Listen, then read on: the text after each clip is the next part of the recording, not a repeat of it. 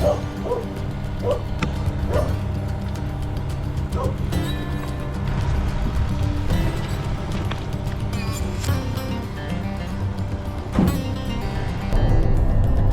going on, YouTube? Got the kids in the back.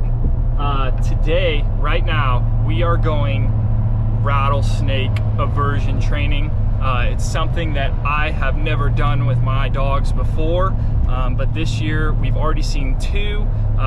There has been a ton of rain, and so you know, the trails are super overgrown and they like to hang out right on the edges of the trail. So, you know, for me, I weighed the pros and cons and decided, you know, if it takes a couple hours to drive out here and do this, and you know, however much it costs, that is worth the potential of the dog getting bit, because one of the dogs that's going to be here, my girlfriend's parents' lab, has been bit, and it was pretty gnarly, pretty scary. Face swelled up like a frickin' watermelon, and we don't need that. So Cowboy normally stays really close to me on the trail, and that's why I've never done it before. But you know, like I said, trails are abnormally overgrown, and we've already seen so many this year that you know, I felt like it was probably a pretty good call. But fair warning, you know, they do use e-collars for this. That's kind of the only way I've ever seen people do it. And so again, though, this is my first time doing it. Don't try this at home with your don't go catch a rattlesnake on your own.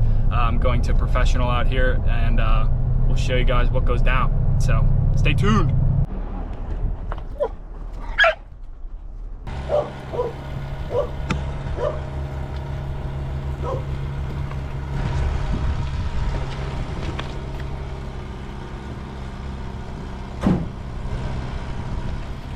I want you guys back here, so other dog can kind of go back up into the distance here. We need to walk back and forth right in that area until we get some kind of change behavior, and the dog understands that the snake is what's putting off the odor. And then I do want just the visual key on it before I do anything with the correction, okay? So stay normal, because right now he's kind of keying up on you, like, what are you doing? What's happening?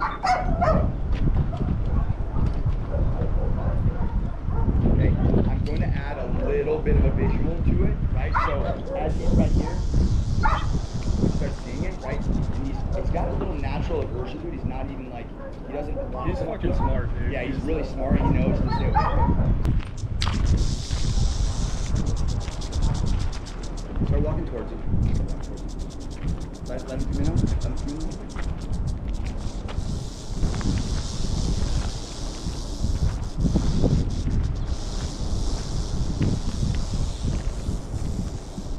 He's more interested in the ground right now than anything else.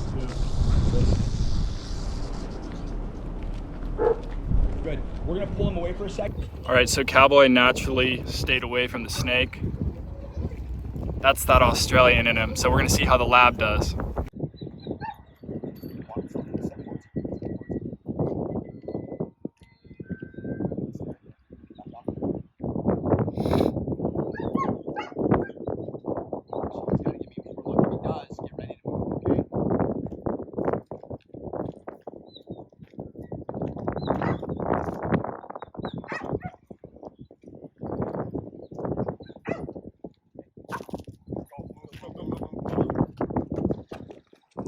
Get the hell out of there. Good. Okay. Once he identifies it, starts pulling into it, we're going to go in that direction. Once he starts to... There we go. Snake. Go. Good. All right, we're going to come back over. All right, so there you have it, guys. That was rattlesnake aversion training. Quick recap. The Brittany back there had rattlesnake aversion training before, therefore it really stuck with him. He's a pretty sensitive dog, and he was literally dragging the person walking him away from the snake once he smelt it. Apparently when he was up on the hill waiting, like a snake skin blew past, and he was even like trying to get away from that. So it does work. It just depends on how many times you have to do it with your individual dog. Cowboy here was very aloof and like on his own. I think it's just because, you know, they're so freaking smart. They know danger from not. He could care less about it, but we still wanted to really reinforce the fact that, hey, this could in fact be painful, and you want to stay away from it, right? But I think he was more interested in the guy's stick he was holding, the snake stick, because he's so friggin' smart. He thought that was the same stick I use when I'm hurting, and so that naturally he's like taught to keep an eye on that and kind of stay away from it. So you know, whether he was looking at the snake or the stick, I don't know, but it was good to see he was kind of naturally aloof, and so I wanted to just reinforce what he already had. And then lastly, the Labrador. You know, labs are big and goofy, and that's kind of how they are, and so he went in there instantly, got a little correction, was a little slower to go in the second time, but still went in and got another correction. And then after that, he didn't want anything to do with it. So they're probably going to do that with him again, at least a couple more times. Was that interesting? Did you guys like that? If you did, drop a comment below. Have you done rattlesnake aversion training with your dogs, or are you in an area where you think you could benefit from it? Yeah, guys, make sure you like, and see you in the next video. Thanks for watching.